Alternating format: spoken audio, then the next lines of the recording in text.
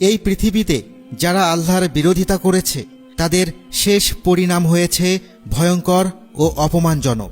তাদের অহংকার, ক্ষমতা ও দাম্ভিকতাকে আল্লাহ মাটির সাথে মিশিয়ে দিয়েছেন। আর যারা আল্লাহর বিধান অমান্য করে নিজেদের স্বার্থ সিদ্ধির জন্য চেষ্টা করেছে তাদেরকেও আল্লাহ ছাড় দেননি। তাদের মৃত্যুও আজ ইতিহাসের পাতায় স্মরণীয় হয়ে আছে আগামী প্রজন্মের শিক্ষার জন্য। ঠিক তাদের মতো একজন ছিল ফেরাউন। আজ আমরা ফেরাউন, হজরত মুসা আলাইহিসসালাম এবং আসিয়া আলাইহিসসালাম সম্পর্কিত সেই ঐতিহাসিক ও শিক্ষণীয় ঘটনা নিয়ে কিছু চমকপ্রদ তথ্য তুলে ধরার চেষ্টা করব। কল্পনা করুন, প্রায় ৩,০০০ বছর আগের মিশর। নীল নদের দুই পাশে সবুজ শস্যক্ষেত, বিশাল পিরামিড আর মন্দির। রাজধানী থিবসের রাস্তায় হাজার হাজার মানুষের ভিড়। বাজারে সোনা রূপার অলংকার, মশলা আর সুগন্ধি দ্রব্যের পসরা। এই সমৃদ্ধ সাম্রাজ্যের শাসক ছিল ফেরাউন, যাকে মিশরীয়রা জীবন্ত দেবতা বলে মানত। ফেরাউনের প্রাসাদ ছিল অকল্পনীয় বিলাসিতায় ভরা। সোনার সিংহাসন, হীরা মুক্তা খচিত দেওয়াল আর হাজার হাজার দাসদাসী। প্রতিদিন সকালে যখন সূর্য উঠত, দরবারীরা বলতো, হে মহান ফেরাউন, আপনি সূর্য দেবতার প্রতিনিধি।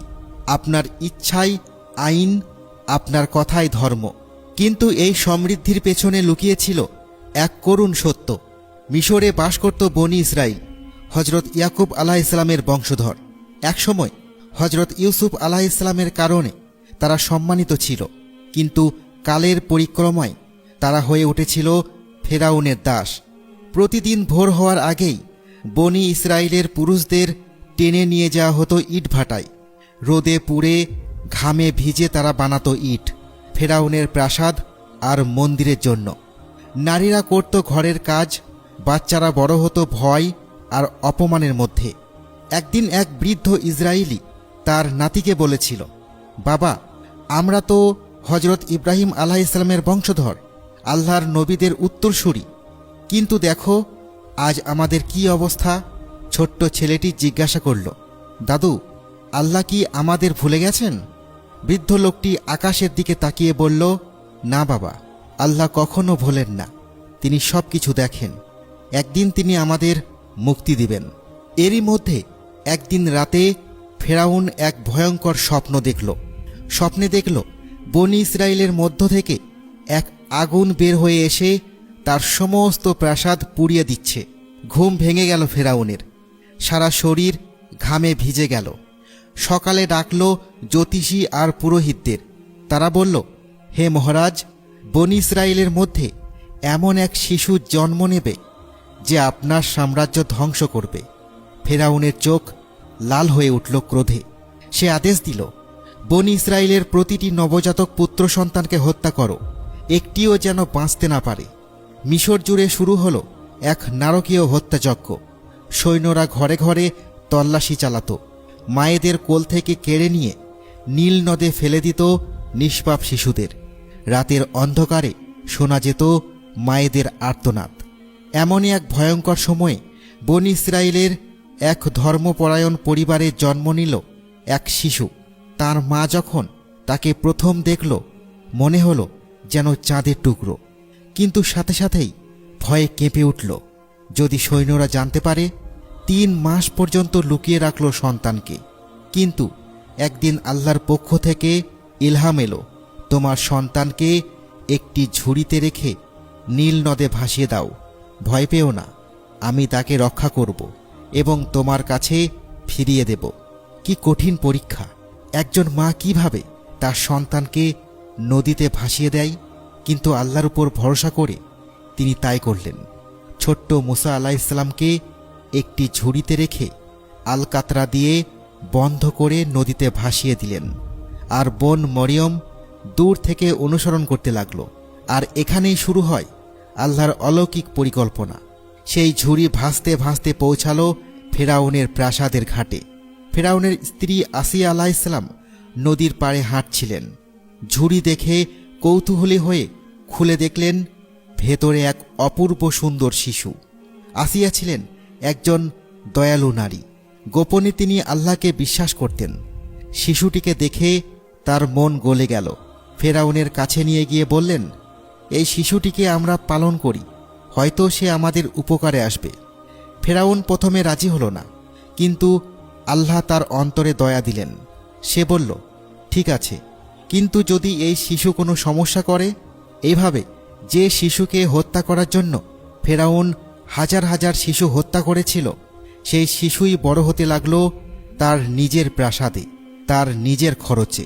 কিন্তু আল্লাহর কুদরতে তিনি তার আসল মায়ের দুধ ছাড়া অন্য আর কারো দুধ পান করতেন না। অবশেষে মরিয়ম আলাইহিসসালামের পরামর্শে তার আসল মাকেই ধাত্রী হিসেবে নিয়োগ দেওয়া হলো। বছরের পর বছর কেটে গেল। মুসা আলাইহিসসালাম হয়ে উঠলেন একজন সুঠাম বুদ্ধিমান যুবক। ফেরাউনের দরবারে সবাই তাকে সম্মান করত, কিন্তু তার হৃদয় ছিল সত্যের প্রতি টান। যখন দেখতেন বনী ইসরায়েলের উপর অত্যাচার, তার মন কেঁদে উঠত। একদিন শহরে ঘুরতে বের হয়েছেন হজরত মুসা আলাইহিসসালাম। দেখলেন এক মিশরীয় এক ইসরায়েলিকে নির্মমভাবে মারছে।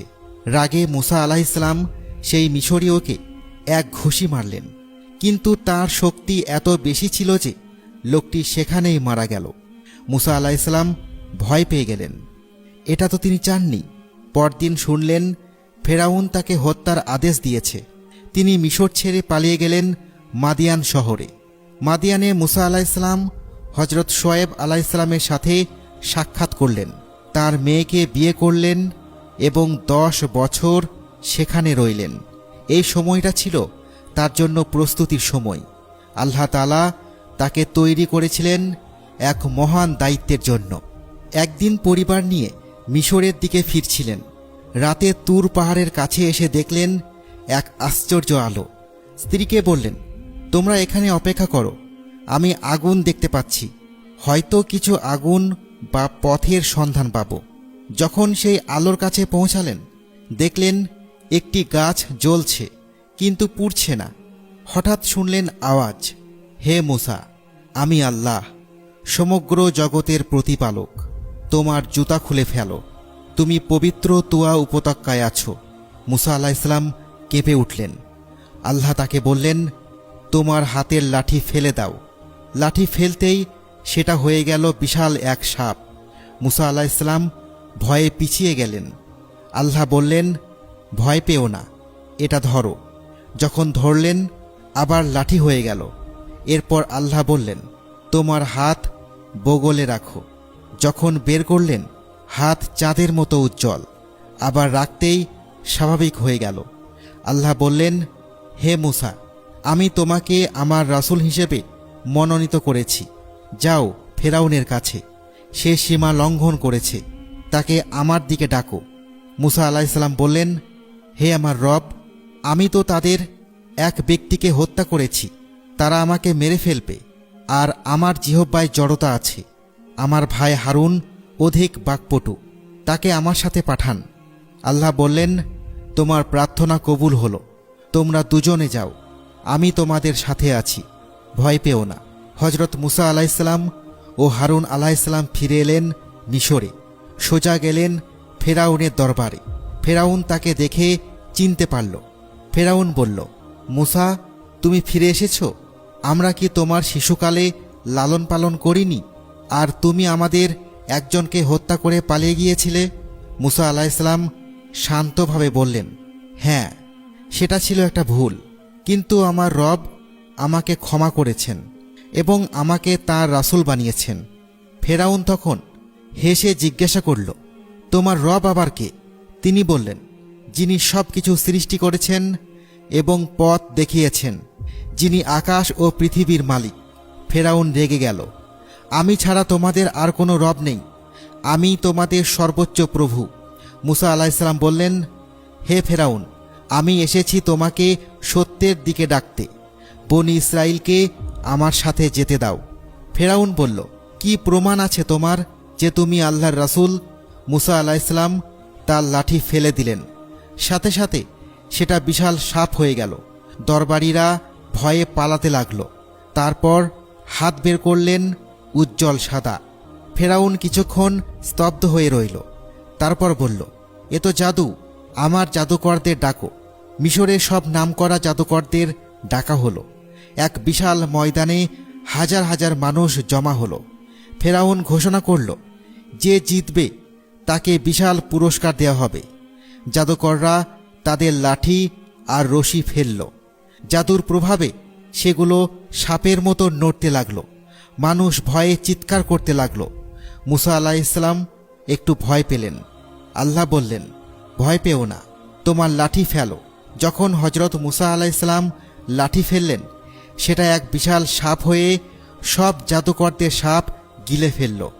জাদুকররা বুঝে গেল এটা জাদু নয়, এটা সত্য। তারা সবাই সিজদায় পড়ে গেল। আমরা ঈমান এনেছি মুসার রবের প্রতি। ফেরাউন রাগে অগ্নিশর্মা হয়ে গেল। সে বলল, তোমরা আমার অনুমতি ছাড়া ঈমান আনলে? আমি তোমাদের হাত পা কেটে খেজুর গাছে ঝুলিয়ে রাখব। জাদুকররা বলল, যা করার করো, আমরা আমাদের রবের কাছে ফিরে যাব, তিনি আমাদের ক্ষমা করবেন। সেদিন ফেরাউন সব জাদুকরদের নির্মমভাবে হত্যা করল, কিন্তু তারা হাসি মুখে মৃত্যুবরণ করল। তাদের ঈমান দেখে আরও অনেকে মুসা আলাইহিসসালামের প্রতি ঈমান আনল। ফেরাউন যখন দেখল মানুষ হজরত মুসা আলাইহিসসালামের দিকে ঝুঁকছে, সে আরও কঠোর হল। বনি ইসরায়েলের ওপর অত্যাচার বাড়িয়ে দিল। আল্লাহ তখন একের পর এক আযাব পাঠাতে শুরু করলেন। প্রথম আযাব, রক্তের নদী। একদিন সকালে মিশরবাসী দেখল নীল নদের পানি রক্ত হয়ে গেছে। মাছ মরে ভেসে উঠছে, দুর্গন্ধে থাকা যাচ্ছে না। কিন্তু আশ্চর্য, বনি ইসরায়েল যখন পানি নিত তা স্বচ্ছ থাকত। ফেরাউনের উপদেষ্টারা বলল, মহারাজ, এটা মুসার কাজ, তাকে ডাকুন। হজরত মুসা আলাইহিসসালাম এলে ফেরাউন বলল, এ আযাব সরিয়ে নাও, আমরা তোমার কথা শুনব। মুসা আলাইহিসসালাম দোয়া করলেন, পানি আবার স্বাভাবিক হল। কিন্তু ফেরাউন আবার মুখ ফিরিয়ে নিল। দ্বিতীয় আযাব, ব্যাঙের আক্রমণ। কয়েকদিন পর লাখ লাখ ব্যাঙ নদী থেকে উঠে এলো। ঘরে, বিছানায়, খাবারের পাত্রে, সব জায়গায় ব্যাঙ। ফেরাউনের সিংহাসনেও। আবার ফেরাউন কাকতি মিনতি করল। আবার আযাব উঠে গেল। আবার সে প্রতিশ্রুতি ভঙ্গ করল। তৃতীয় আযাব, উকুনের উৎপাত। এবার এলো উকুন। মানুষের মাথায়, পশুদের গায়ে, সর্বত্র উকুন। চুলকানিতে মানুষ পাগল হয়ে যাচ্ছিল। চতুর্থ আযাব, পঙ্গপাল। আকাশ কালো করে এলো পঙ্গপালের ঝাঁক, সব ফসল খেয়ে শেষ করে দিল। মিশরে দুর্ভিক্ষ দেখা দিল। পঞ্চম আযাব, মহামারী। গবাদি পশুর মধ্যে মহামারী ছড়িয়ে পড়ল, কিন্তু বনি ইসরায়েলের একটা পশুও মরল না। প্রতিবারই ফেরাউন অনুনয় বিনয় করত, প্রতিশ্রুতি দিত, আর আযাব উঠে গেলেই আবার অহংকারী হয়ে যেত। এই ঘটনাগুলো দেখে ফেরাউনের নিজের পরিবারেই বিভক্তি দেখা দিল। তার স্ত্রী আসিয়া আলাইহিসসালাম গোপনে মুসা আলাইহিসসালামের প্রতি ঈমান এনেছিল। একদিন ফেরাউন এই বিষয়টি জানতে পারল। তখন সে রাগে ক্ষিপ্ত হয়ে স্ত্রীকে ডেকে বলল, তুমি আমাকে ছেড়ে মুসার রবকে মেনে নিচ্ছ? আসিয়া আলাইহিসসালাম দৃঢ়ভাবে বললেন, হ্যাঁ, আমি সাক্ষ্য দিচ্ছি আল্লাহ ছাড়া কোনো ইলাহ নেই। তুমি একজন জালেম শাসক। ফেরাউন তার নিজের স্ত্রীকে নির্যাতন করতে শুরু করল। রোদে শুইয়ে রেখে হাত পা পেরেক দিয়ে মাটিতে গেঁথে দিল। কিন্তু আসিয়া আলাইহিসসালাম দোয়া করতে লাগলেন, হে আল্লাহ, আমার জন্য জান্নাতে আপনার কাছে একটি ঘর বানিয়ে দিন। আমাকে ফেরাউন ও তার কর্ম থেকে মুক্তি দিন। আল্লাহ তাআলা তাঁর দোয়া কবুল করলেন। মৃত্যুর আগে তিনি জান্নাতে তাঁর ঘর দেখতে পেলেন এবং হাসি মুখে শাহাদাত বরণ করলেন। হজরত মুসা আলাইহিসসালাম শেষবারের মতো ফেরাউনের কাছে গেলেন। বললেন, হে ফেরাউন, এতগুলো নিদর্শন দেখার পরও তুমি অহংকার করছো। আল্লাহ আমাকে আদেশ দিয়েছেন বনি ইসরায়েলকে নিয়ে যেতে। যদি বাধা দাও, ভয়ঙ্কর পরিণতি হবে। ফেরাউন তার মন্ত্রী হামানকে বলল, দেখো, এই মুসা আমাকে হুমকি দিচ্ছে। সে ভাবে সে আমার চেয়েও শক্তিশালী। হামান বলল, মহারাজ, আপনি তো সবচেয়ে শক্তিশালী, আপনার সেনাবাহিনী অপরাজেয়। ফেরাউন ঘোষণা করল, হে মিশরবাসী, আমি তোমাদের সর্বোচ্চ প্রভু। এই নীল নদ কি আমার অধীনে প্রবাহিত হচ্ছে না? আমি চাইলে এর গতিপথ বদলে দিতে পারি। তার ওই ঔদ্ধত্য দেখে আকাশ বাতাস কেঁপে উঠল। আল্লাহর গজব নেমে আসার সময় ঘনিয়ে এলো। এক রাতে আল্লাহ তাআলা মূসা আলাইহিসসালামকে আদেশ দিলেন, আজ রাতেই বনি ইসরাইলকে নিয়ে বের হয়ে যাও, সমুদ্রের দিকে যাও। চুপিসারে খবর পৌঁছে গেল প্রতিটি ইসরায়েলি ঘরে। মধ্যরাতে তারা তাদের সামান্য সম্বল নিয়ে বের হলো। প্রায় 6 লাখ মানুষ, নারী পুরুষ শিশু বৃদ্ধ সবাই। ভোরে ফেরাউন জানতে পারল। রাগে তার চোখ রক্তবর্ণ হয়ে গেল। ফেরাউন বলল, তারা কি পালিয়েছে আমার অনুমতি ছাড়া? সাথে সাথে সেনাবাহিনী প্রস্তুত করল। ফেরাউন নিজে নেতৃত্ব দিল। হাজার হাজার সৈন্য রথ ঘোড়া নিয়ে ধাওয়া করল বনি ইসরায়েলের পেছনে। বনি ইসরায়েল যখন লোহিত সাগরের তীরে পৌঁছালো, পেছনে দেখল ধুলোর ঝড়। ফেরাউনের সেনাবাহিনী আসছে। সামনে বিশাল সমুদ্র, পেছনে মৃত্যু নিশ্চিত। লোকেরা চিৎকার করে উঠল, হে মূসা, তুমি আমাদের মরতে নিয়ে এসেছ? মিশরে কি কবর ছিল না? মূসা আলাইহিসসালাম শান্তভাবে বললেন, ভয় পেও না, আজ তোমরা আল্লাহর কুদরত দেখবে। এই যে ফেরাউনকে দেখছ, আর কখনো দেখবে না। আল্লাহ তাআলা মূসা আলাইহিসসালামকে আদেশ দিলেন, তোমার লাঠি দিয়ে সমুদ্রে আঘাত করো। মূসা আলাইহিসসালাম লাঠি উঁচু করে সমুদ্রে আঘাত করলেন। সাথে সাথে এক অবিশ্বাস্য ঘটনা ঘটল। সমুদ্রের পানি 2 ভাগ হয়ে গেল। মাঝখানে শুকনো রাস্তা, 2 পাশে পানির দেওয়াল পাহাড়ের মতো দাঁড়িয়ে রইল। বনি ইসরাইল অবাক হয়ে তাকিয়ে রইল। মূসা আলাইহিসসালাম বললেন, দ্রুত পার হয়ে যাও। 6 লাখ মানুষ সেই অলৌকিক পথ দিয়ে হাঁটতে শুরু করল। শিশুরা আনন্দে লাফাচ্ছিল, বৃদ্ধরা আল্লাহর প্রশংসা করছিল। ফেরাউন যখন তীরে পৌঁছালো, দেখল বনি ইসরাইল সমুদ্রের মাঝ দিয়ে হেঁটে যাচ্ছে। প্রথমে সে ভাবল এটা জাদু, তারপর দেখল সত্যিই পথ আছে। তার সেনাপতিরা বলল, মহারাজ, এটা অস্বাভাবিক, আমাদের ফিরে যাওয়া উচিত। কিন্তু ফেরাউনের অহংকার তাকে অন্ধ করে দিয়েছিল। সে চিৎকার করে বলল, কাপুরুষের দল, আমার পেছনে এসো, ওরা যেতে পারলে আমরাও পারব। ফেরাউন তার সেনাবাহিনী নিয়ে সমুদ্রের মাঝের পথে নামল। তার রথের চাকা বালিতে আটকে যেতে লাগল। ঘোড়াগুলো অস্থির হয়ে উঠল। ঠিক যখন বনি ইসরায়েলের শেষ ব্যক্তি অপর পারে পৌঁছালো এবং ফেরাউনের পুরো বাহিনী সমুদ্রের মাঝখানে, তখন আল্লাহ আদেশ দিলেন, হে মূসা, আবার লাঠি উঁচু করো। মূসা আলাইহিসসালাম লাঠি উঁচু করতেই ভয়ঙ্কর গর্জন শোনা গেল। 2 পাশের পানির দেওয়াল ভেঙে পড়তে শুরু করল। ফেরাউনের সৈন্যরা চিৎকার করে উঠল, কিন্তু দেরি হয়ে গেছিল। পাহাড় সম ঢেউ তাদের উপর আছড়ে পড়ল। রথ ঘোড়া সৈন্য সব ভেসে গেল। ফেরাউন যখন দেখল মৃত্যু নিশ্চিত, তখন চিৎকার করে বলল, আমি বিশ্বাস করি মূসার আল্লাহ ছাড়া কোনো ইলাহ নেই, আমি ঈমান আনলাম। কিন্তু তখন জিব্রাইল আলাইহিসসালাম এসে তার মুখে কাদা ঠেসে দিলেন। আল্লাহ বললেন, এখন ঈমান আনছ, অথচ এতদিন তুমি বিদ্রোহ করেছ, ফাসাদ সৃষ্টি করেছ। আজ আমি তোমার দেহ রক্ষা করব, যাতে তুমি পরবর্তীদের জন্য নিদর্শন হয়ে থাকো। সমুদ্র শান্ত হয়ে গেল। প্রিয় ভাই ও বোনেরা, ফেরাউনের এই কাহিনী থেকে আমরা কি শিক্ষা পাই? প্রথমত, অহংকার ধ্বংসের মূল। ফেরাউনের কাছে সব কিছু ছিল, ক্ষমতা, সম্পদ, সেনাবাহিনী, কিন্তু অহংকার তাকে অন্ধ করে দিয়েছিল। সে নিজেকে খোদা ভেবেছিল।